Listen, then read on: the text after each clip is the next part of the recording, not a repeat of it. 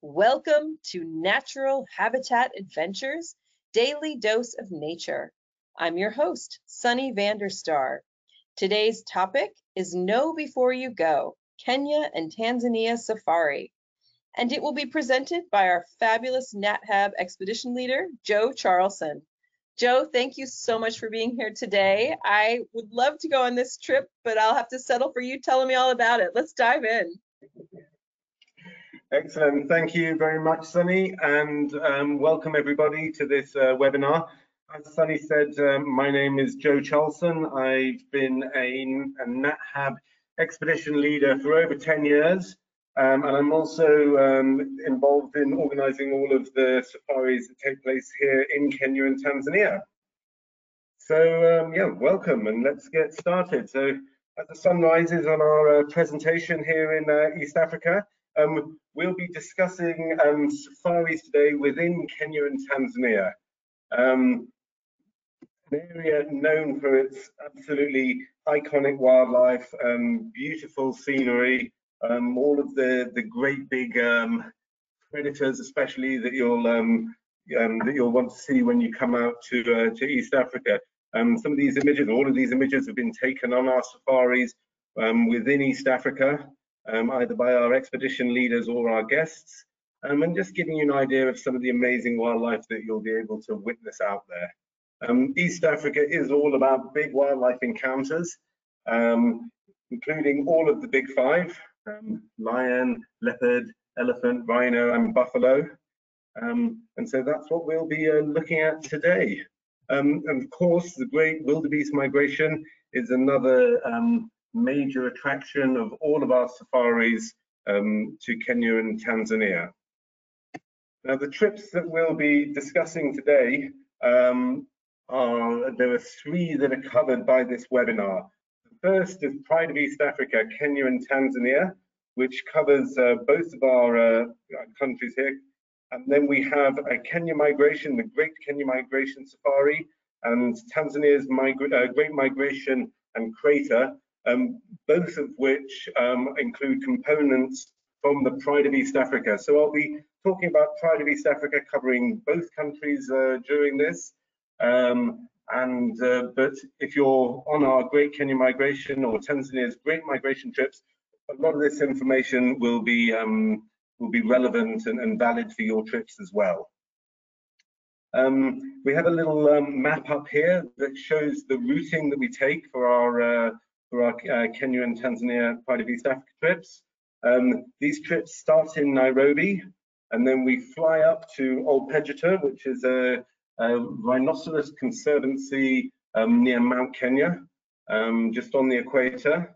From there, we fly down into the Maasai Mara, stay in one of the conservancies around the edge of the reserve, dropping down into the northern Serengeti, where we stay in a camp just close to the Mara, drop down then to the eastern central Serengeti before working our way to the Ngorongoro Highlands and finally in Arusha.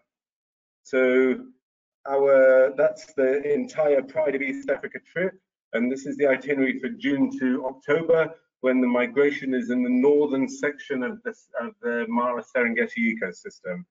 At the other end of the year, between December and March, we have a slightly different routing for when the wildebeest are down in the southern end during their calving period.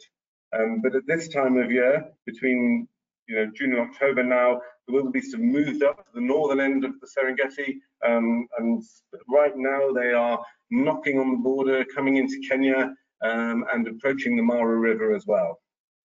Our Kenya migration trips spends a week within the Maasai Mara, in the camp on the Conservancy on the edge of the reserve, and then at a mobile camp absolutely in the middle of the reserve, right on the river. And our Tanzania migration safari visits our two Tanzania camps that are featured here in Pride of East Africa, as well as the Ngorongoro Highlands. So the reasons for coming across to East Africa, predominant one is for phenomenal wildlife encounters.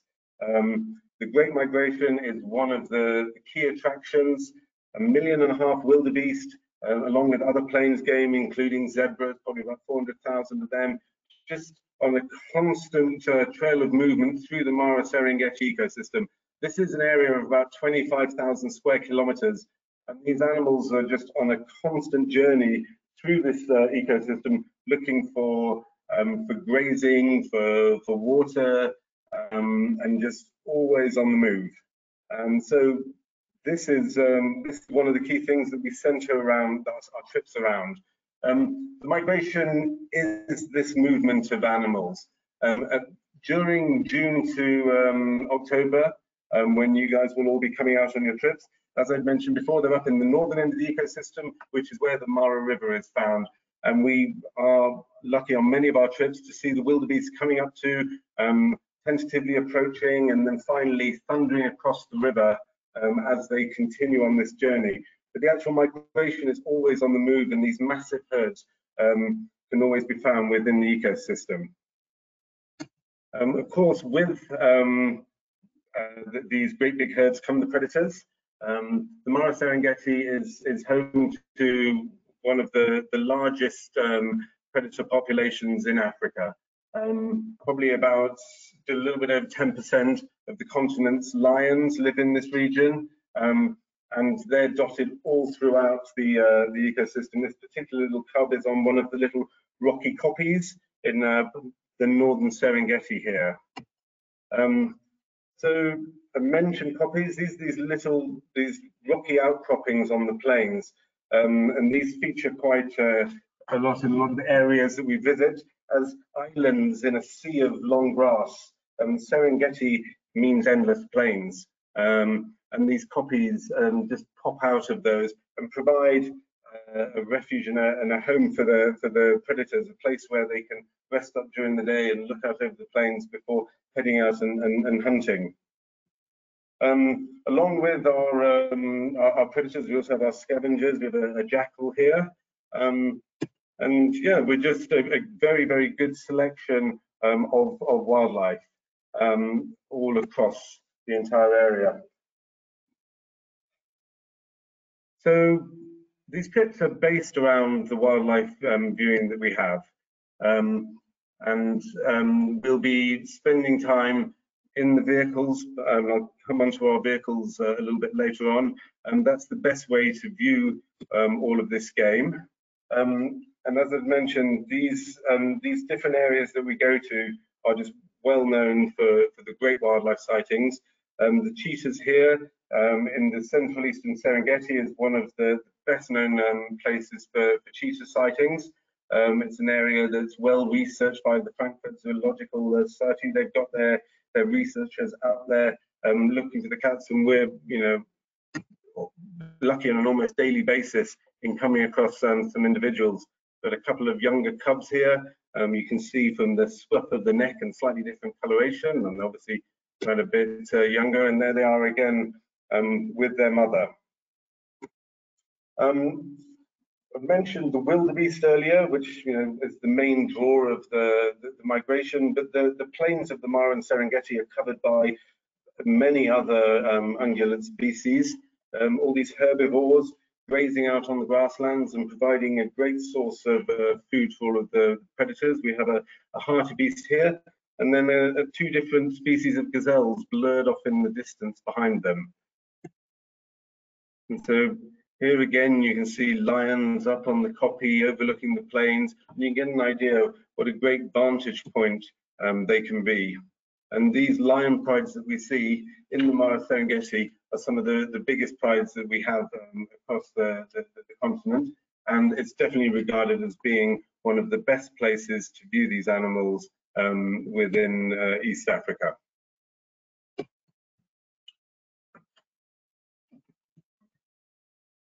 Also, we've got, you can just see in the background of the image here, it's not all about the open plains. Lots of different habitat types as well. Woodlands, acacia forests, and here we've got an elephant that's is no doubt intent upon having a go at one of those trees in the background there.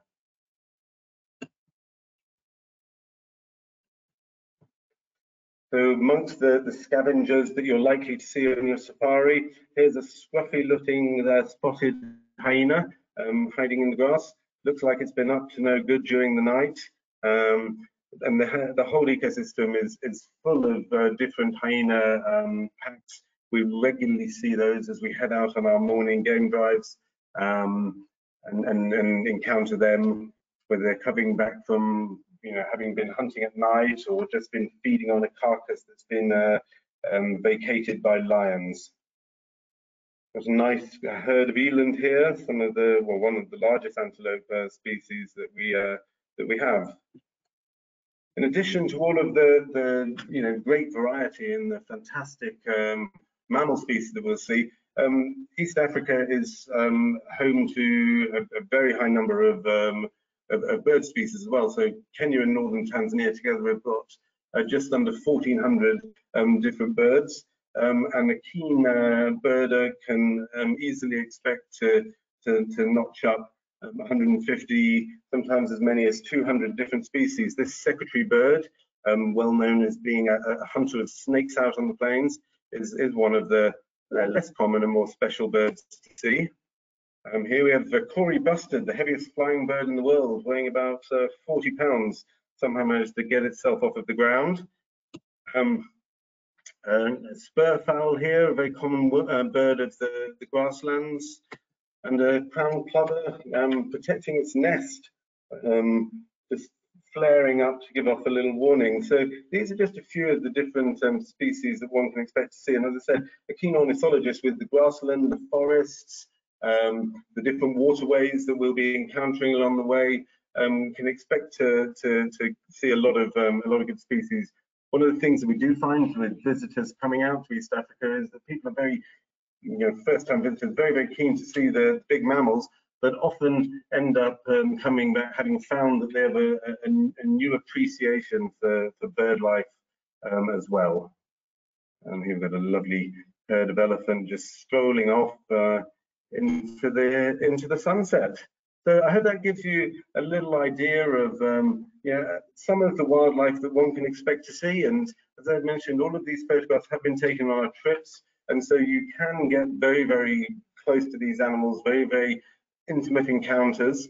The places that we go to visit, the areas that our camps are located, are amongst the most remote within this ecosystem. So one of the lovely things about our natural habitat trips is that we get to really enjoy this wildlife on our own, away from many of the sort of the other vehicles.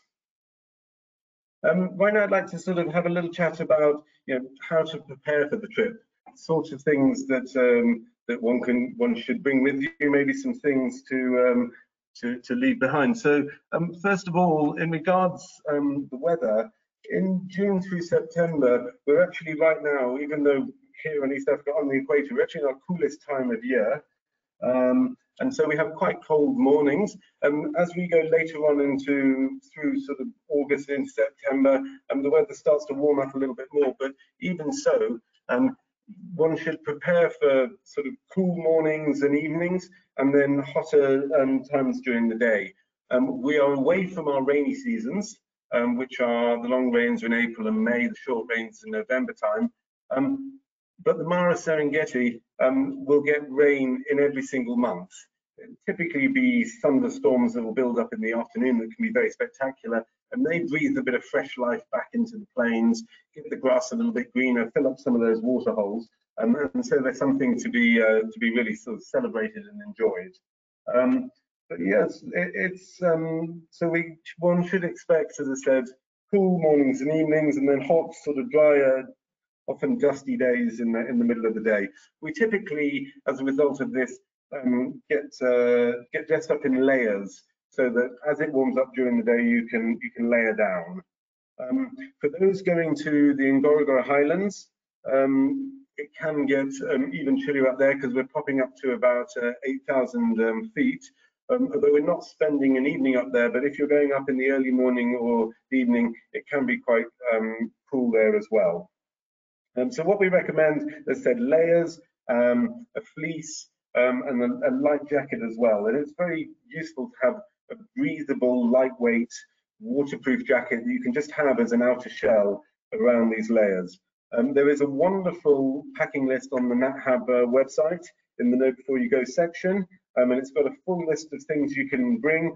But I think one of the things I'd like to really reiterate that I've seen when people are coming on trips is they sometimes underestimate how cool it can be on certain mornings or evenings, especially if you're driving around in an open vehicle. So it's good to be prepared for that, so that you're comfortable when you're out there in the field, you know, enjoying all of the wildlife that you're seeing. In terms of layering down, trousers, pants with zip-off legs could be quite useful. And then during the heat of the day, you're definitely going to want a hat. You know, peak caps are great. Oftentimes, broad-rimmed hats are also, you know, very good as well. In terms of other equipment, it's absolutely, I'd say, imperative for everybody to have their own set of binoculars. Although we do get very, very close to wildlife, sometimes if there's an interaction going on, often between predators and prey, we do find ourselves parking a little bit further back so that we don't interfere with that interaction. And so using binoculars to see what's going on is you know, a very useful thing to be able to do. Plus the amount of detail that you can pick up just by, you know, looking at an animal that's close to you is so much more with binoculars. In terms of cameras, anybody who's a very keen photographer, you'll obviously you know, want to be bringing cameras with you. You can have, you know, fantastic photographic opportunities. You know, everybody has their own preference. I'm a Canon fan. My favorite lens is 100 to 400, so I find that to be very, very versatile. Bigger lenses can often be quite heavier, can eat into your packing allowance. But if you've got specific questions about you know, cameras and photography, if chatting to your adventure specialist, can connect you with one of our expedition leaders or with one of the, you know, the photographic guides and advisors in that NatHab office to have a bit more of a chat about what to bring. We do find that people like to bring some insects and some insect repellent, some anti-itch ointment. On these trips, we're not in areas that I would say are, you know, particularly bad for insects, but anytime you've got large numbers of mammals together, you are going to have some flies and other insects around. Sometimes if we've had a little bit of rain, that can also bring out a few insects, beetles and things like that. And so people do feel a bit more comfortable if they have some insect repellent with them. A lot of insect repellents contain DEET, very, very effective against mosquitoes, but it's got some quite strong ingredients within there that, if you've got it on your hands, can actually damage, you know, some plastics, some binocular or camera mountings and things like that. So you might want to think about that. There are some other natural options. Within our camps and within our vehicles, we typically have some insect repellent in the rooms and in the cars, so that you can actually utilize that. That we provide are typically more natural ingredients based pyrethrum and things like that. So if you are worried about reacting at all, then you might want to bring some of your own. Should definitely have if you've got any prescription medication, definitely have a good supply of that, and travel with that in your hand luggage as well when you're coming over, as it can be difficult to replace those on the ground. Our camps and vehicles all have first aid kits, but if there's anything that you know that you might specifically need, I would recommend bringing that along. And then in terms of toiletries and things like that, you'll find those within the camps. But if you have a particular product that you like to use, again, that should be brought along. Things that you probably don't want to bring within East Africa, actually, we don't allow any single-use plastic bags within any of our parks and conservation areas. So if you're bringing items, they shouldn't be in disposable shopping bags. Ziplocs are okay. Sealable silicone bags are good for carrying things, but please no single-use plastic bags. Likewise with water bottles, the single-use bottles we don't have at all. In Kenya, they're not allowed. There's still some in use in Tanzania, although we don't use any of them. All of our guests get the metal flasks, and we have drinking water to refill in camp, in the rooms, in the mess area, and in the vehicles as well. Within the camps, and we'll go into a bit more detail on those in a moment, a lot of the power is provided through solar energy and inverter systems, and those systems do not respond well to high use items such as hair dryers or irons or anything like that. So there's no need to bring any of those along. So yes, those would be things that you might want to sort of shy away from packing. In terms of arriving in country, you'll be landing in either Nairobi or Arusha, most likely. Visas are needed for both Kenya and Tanzania, and NatHab will send all of that information through. Neither of those airports is particularly big. The Jomo Kenyatta Airport in Nairobi is a little bit larger than the Kilimanjaro Airport in Arusha. But as you land, we will have some of our staff ready to sort of help meet you and escort you through customs and immigration, and then you'll be met by our representatives outside of the airport for a transfer to whichever camp or whichever sort of hotel you'll be staying at. So when you arrive at the airport, you should find somebody to facilitate you through customs, and that person will have a assignment natural habitat. And then when you come out of the airport, our staff members wearing their natural habitat uniform will be ready to welcome you, and our drivers will then take you through to your hotel. In terms of transportation, when we're within the towns and cities of Nairobi and Arusha, we're using closed vehicles, typically little minivan buses or other people carriers to get around. That's the most convenient way. But once we're in the field, then we use our open safari vehicles. Within all of our own camps that we have, and basically everywhere along the trip, we use these open vehicles. These are our preference because they are great 4x4s, great for off-road. They get you to all sorts of amazing places. But because they're open, they don't have any sides. It gives you a much sort of clearer view. You've got less things obstructing your view, and you definitely feel a lot closer to nature. The only exception to this would be when we're in the Ngorongoro Crater, where these open-sided vehicles are not permitted, and in that case we have a vehicle with windows and a popped roof hatch. But for most of your trip, these are the type of cars you'll be in, and there are some slight differences between the ones in Kenya and Tanzania, but essentially they are all built around a sort of a very similar design. Getting in and out of the bush, we use light aircraft. This is a little Cessna. This is perhaps a touch smaller than most we use. Typically use Cessna caravans that will have 10 to 12 seats, and a couple of the airlines that we fly with have some slightly larger aircraft as well, and one with as many as I think 42 seats. These aircraft hop around different runways, so from the sort of the main urban areas out into the bush. A lot of runways out there are just little dirt strips like this one, and then when you land, the driver guides who are with you on your safari will be there ready, waiting to pick you up, and you hop into the safari vehicles for your game drives.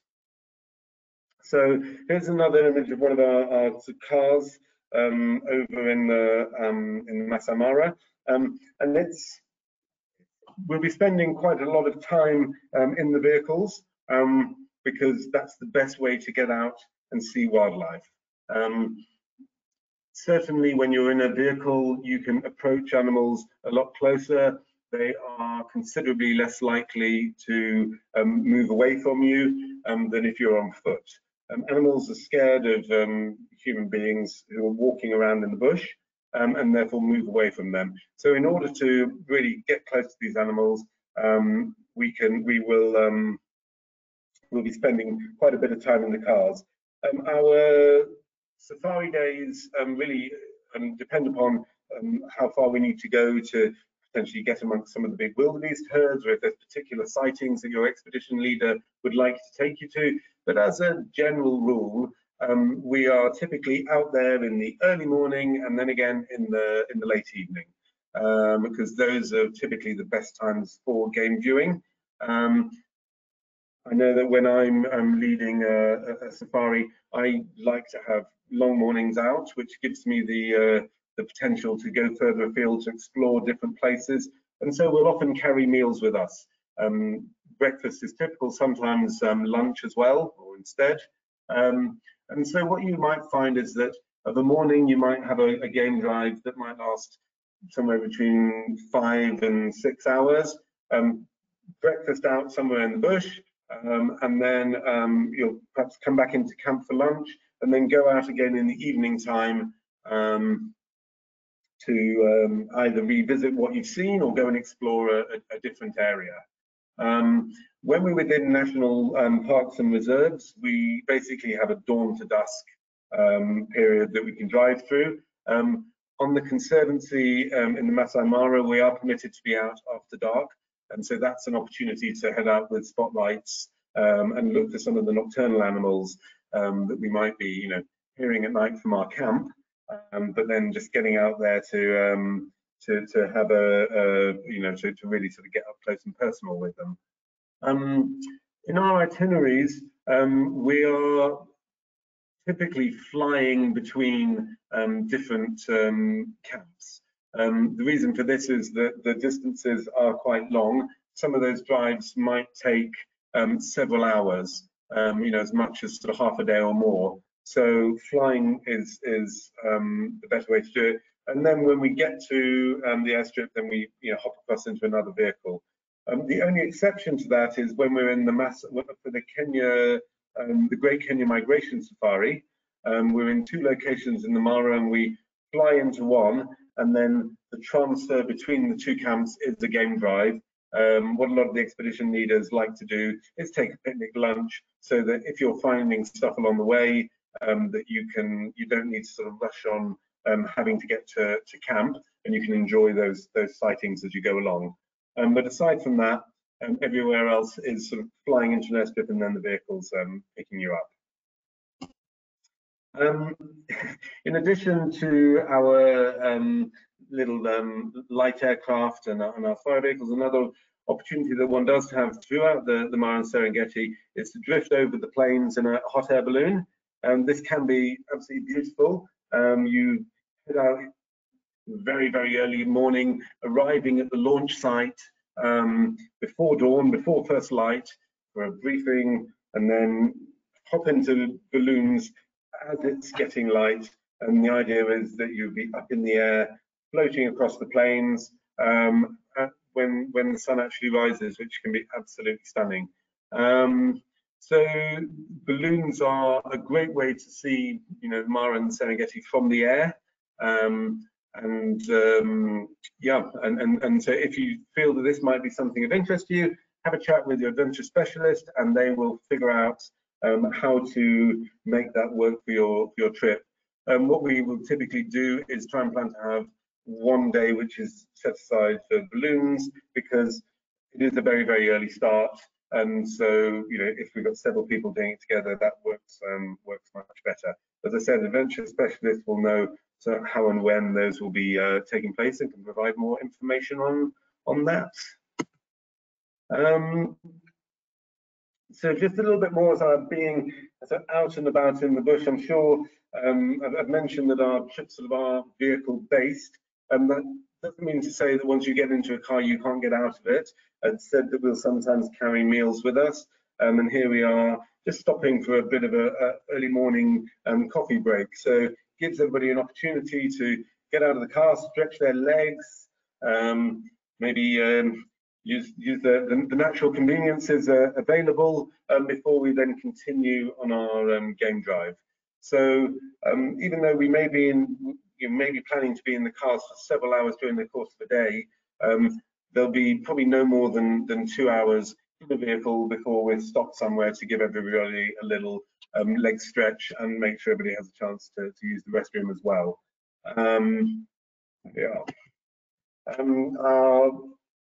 Oftentimes we'll stop and, as I say, have meals out in the bush as well.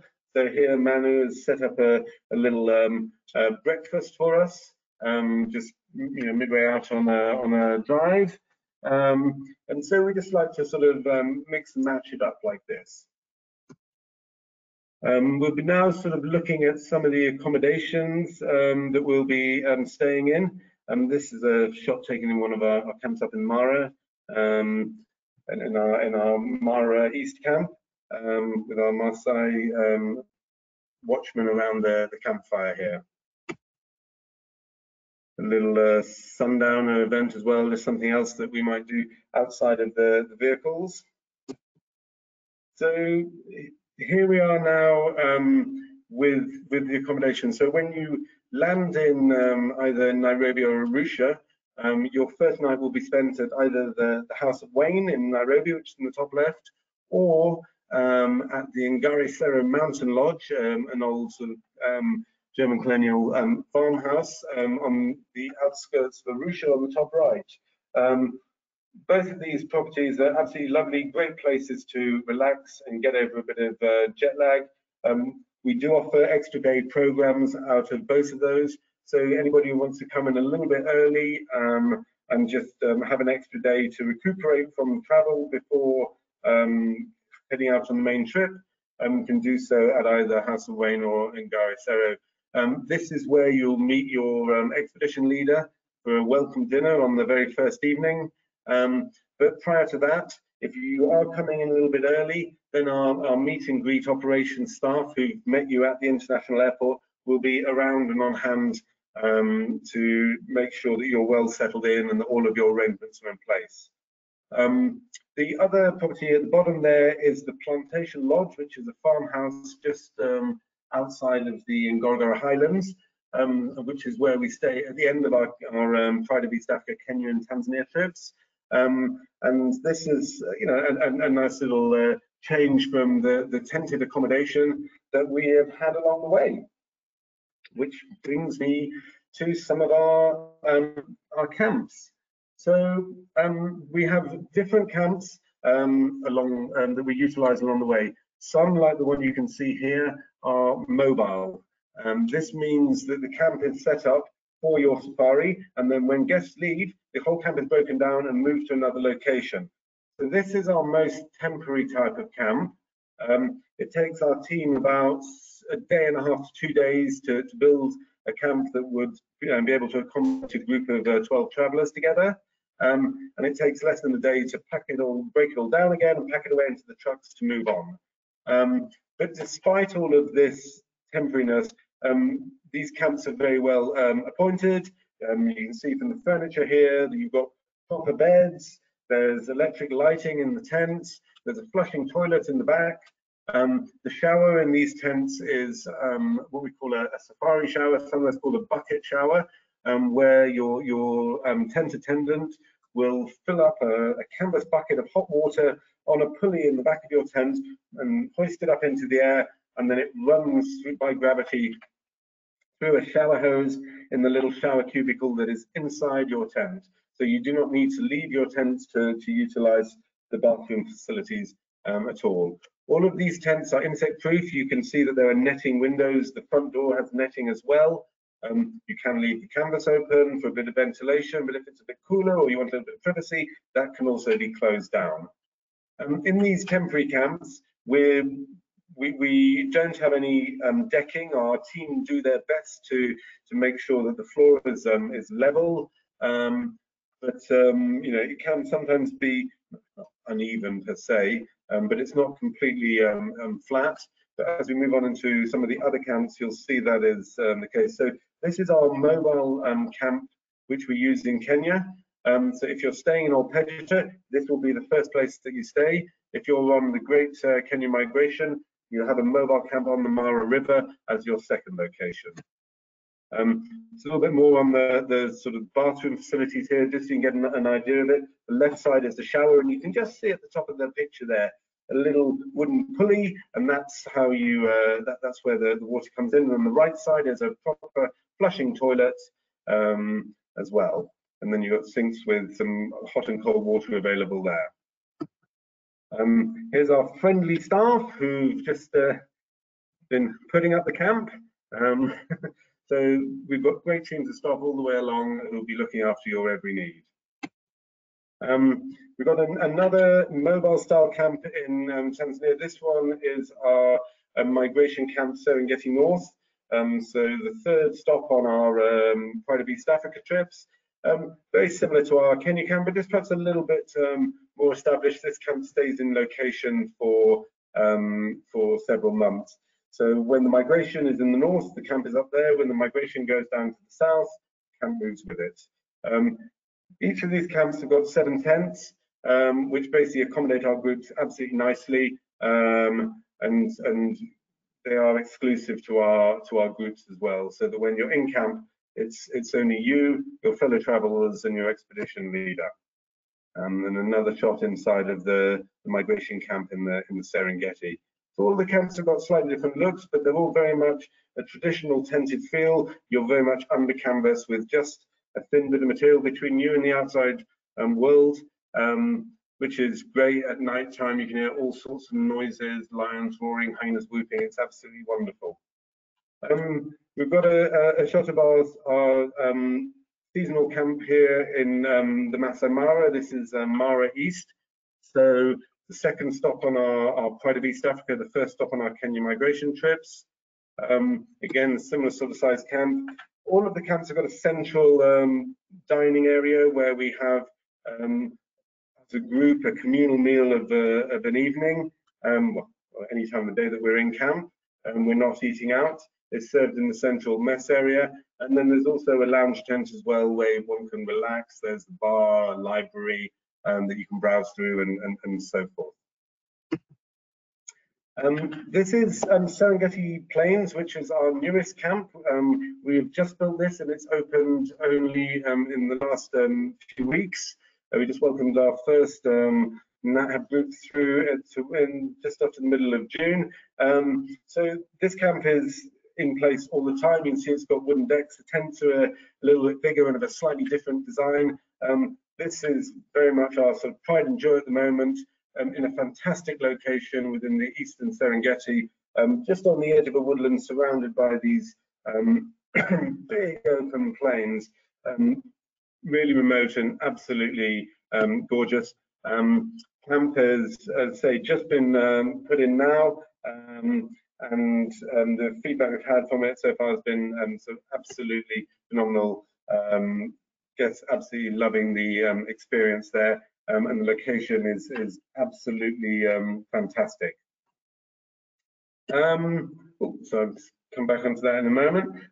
Just one more thing, I'd sort of mentioned a little bit on the food there. Typically on our safaris, we will have some of our meals in camp, some of them out on our daily sort of game drives and activities. We can cater to all different dietary requirements. So please do let us know through your adventure specialist in advance, and we can make sure that we plan our menus around your needs. Typically, we'll start off the morning with tea or coffee delivered to your tent as a wake-up call, usually just before dawn. You'll get up. There's some little nibbles that you have with that, either some biscuits or fruit, and then you're into the vehicles to get going to make the most of that early start. Breakfast out in the bush or in camp, if however your expedition leader schedules it, is usually a mixture of fresh fruits, yogurts, cereals, and some form of sort of cooked breakfast, whether it's bacon and eggs or sausages, sometimes some pastries or continental cold meats. Typically for lunches, we have quite light, fresh food, concentrating on salads, and a good array for all different palates.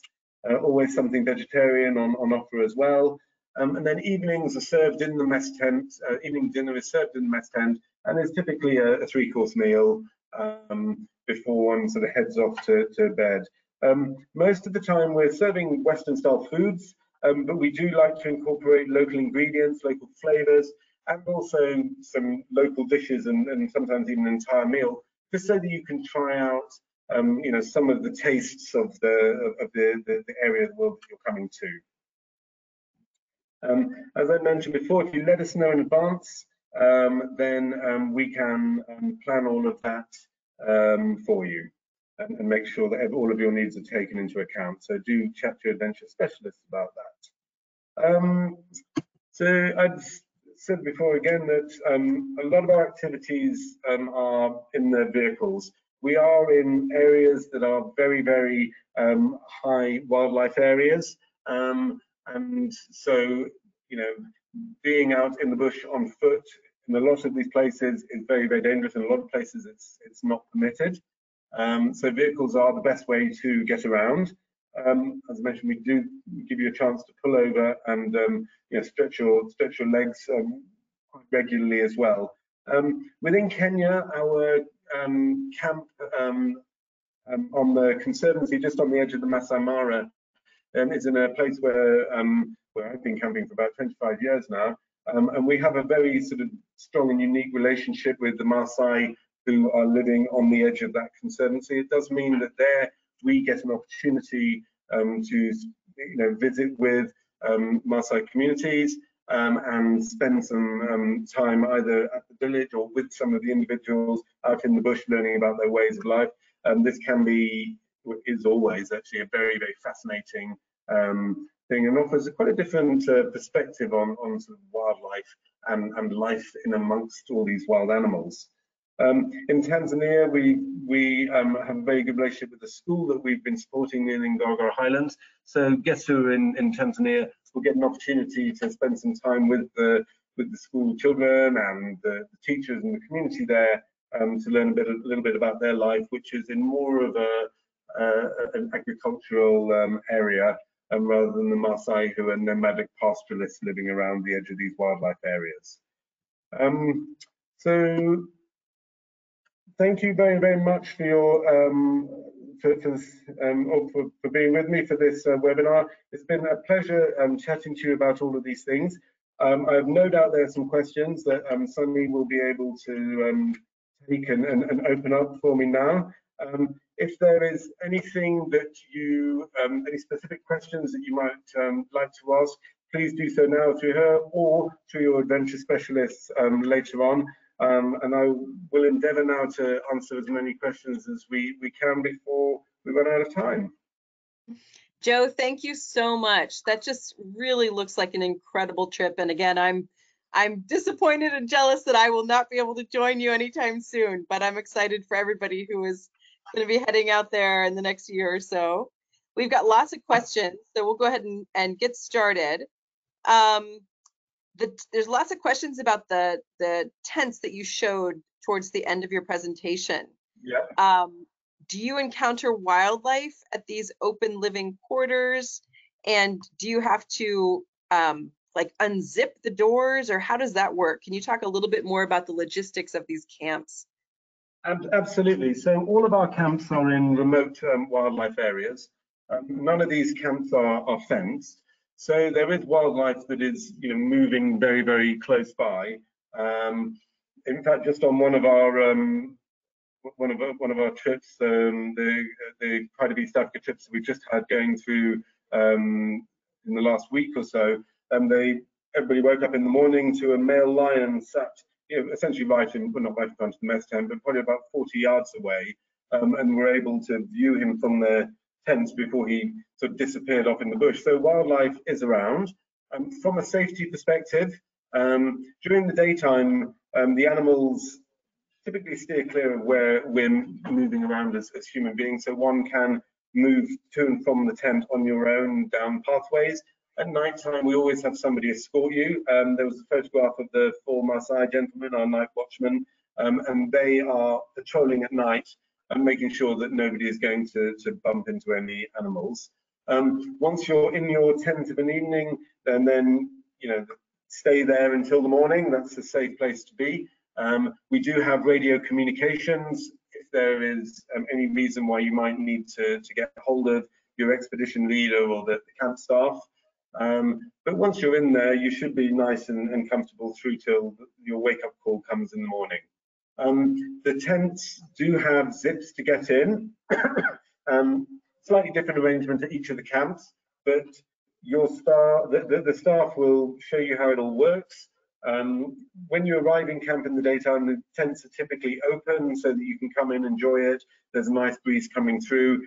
As we go off in the afternoons for a game drive, the team will come through, they zip everything down, make sure that there's no insects there and it's all nice and tight for our return in the evening. Because we're escorting guests to and from the tents, our staff can help with unzipping and so forth. And in the morning, when tea and coffee is brought round, the guys will always ask if you want to have the front canvas flaps of the tent opened up to enjoy the sunrise as you're having your coffee, and can also help there. So I hope that answers that question. Yes, thank you so much for clarifying. Next section of questions has to do with clothing. There's lots of different ideas or rumors about colors to wear or not to wear. Can you talk a little bit about colors, and then also footwear? Are sandals okay around camp? Thank you, Dex. Yeah, so in terms of colors of clothing, we do recommend that people come wearing muted colors. For the most part, aside from our very colorful Maasai community members, animals react to contrasting colors, to bright colors. So wearing khakis, greens, beiges is very, very good. It's also, if it's slightly dusty, they typically show up a little less dirt than blacks or whites might. We shy away from black and dark blue in some areas, and these typically not in places where we're going. There are tsetse flies around. These flies are typically attracted to darker colors, so don't bring any dark blues or blacks if we happen to be moving through one of those areas. But the parts of the Mara Serengeti ecosystem that we're visiting on these safaris are typically not tsetse fly areas, although we may encounter one or two. In terms of the khaki clothes, don't come with any camouflage color clothing. Out here in East Africa, that's kind of reserved for our military and ranger forces, so you're not actually permitted to wear those. But other than that, pastel colors and the olives, greys, khakis, browns, greens are all very, very good colors for safari. Great. You mentioned footwear as well, sorry, I didn't address that. Yes. In some of the places we do have acacias around. They have thorns on them, so you do want to make sure you've got shoes that have got a decent sole. Things like Crocs have very soft soles, and a big acacia thorn can go straight through those. Sandals can be absolutely fine, especially if we're spending time in the vehicles. People are often more comfortable in sandals than closed shoes. Even though we're spending a lot of time in the cars, there is always a bit of an opportunity to get out stretched legs. In some areas, certainly in the Masai Mara, we are able to do some short walks as well. So it's worth having a good pair of shoes. You don't necessarily need to have hiking boots. Even good trainers that have a little bit of support will work well there. But I would recommend some good closed shoes, so that on colder mornings you can have those. And perhaps bringing sandals along if you want to change into those, or wear them when we're on an excursion out in the vehicles. Great, thank you. What about Wi-Fi and electricity for charging batteries and things like that? Can we expect that at all the camps? Yep, there is electricity everywhere in all of the camps. So in our in Serengeti Plains, which is the permanent camp, and the camps that are in for the season, which is the migration camp Serengeti North, and then our migration camp Mara East. Those all have charging facilities in the rooms. Out in East Africa, we use a British-style 3-pin plug, which is the square plug. It's a 240-volt system, but we also have adapters around that will allow you to plug in a US-style plug into those sockets. Some people do like to bring their own adapters, and if you are going to have quite a lot of things to charge, it's sometimes worth having just a small strip that you can plug into. In our mobile camps, we have a central charging area in the mess tent. So that's where everybody can come and plug in, and that's where the solar power is available. We also, in all of our safari vehicles, have inverters that provide the same 240-volt power, which means that when you're on a game drive, if you've got, if you run out of battery power in your camera, you can always, charge up as we're out there in the bush as well. In terms of one of the things that I know is a question that's come up quite a bit is in regards to the sleep apnea machines, CPAP machines. Because we don't have a socket point in our mobile camp tents, what we advise is to bring a battery-powered CPAP machine with a rechargeable battery that will last through the night. This is the best way, and if for any reason in the other camps there might be a power issue at night, your CPAP machine will work throughout. Again, if you need any more details on that, the adventure specialists will have all of that information. Excellent, thank you. Moving on to photography. Is there a photo version of this itinerary, and what would be the differences? And then also, is a second camera necessary, or would a cell phone be a sufficient backup option?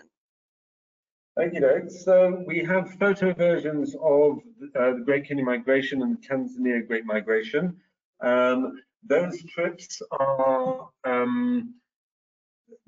the key difference is that there are fewer guests per vehicle. So we normally have 6 guests per vehicle in the back, and that is 3 rows of 2. So everybody gets essentially a side seat and a good view out.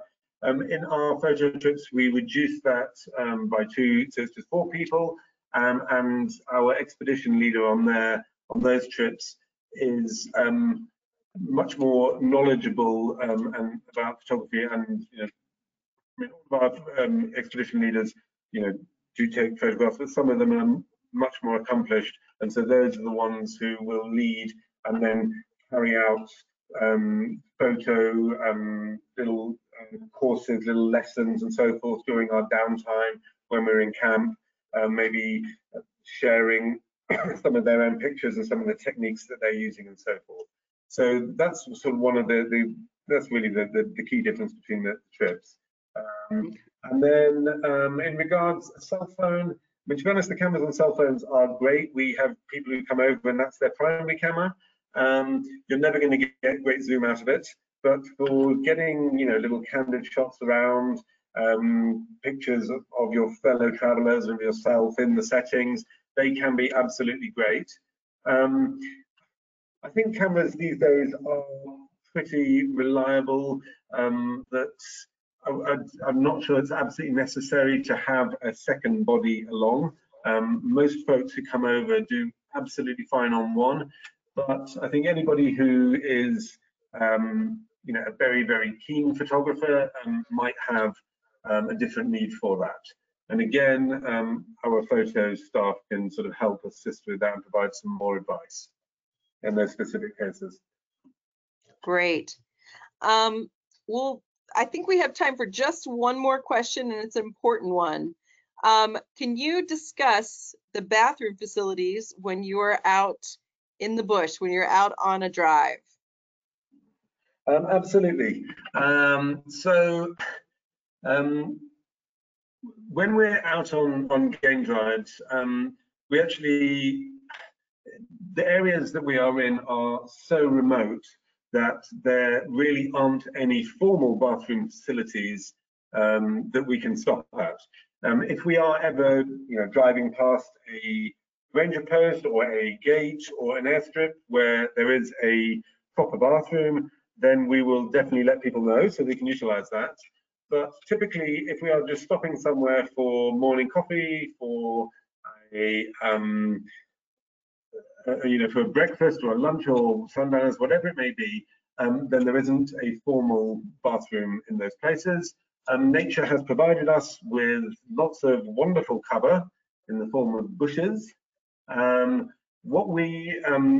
What we carry in our vehicles is a folding toilet seat, where if we are stopping for any length of time, we can actually set that up so that anybody that might be a little bit worried about utilizing the facilities in the bush doesn't necessarily need to have to crouch down low or anything like that to go. So we found this to be a very, very good solution.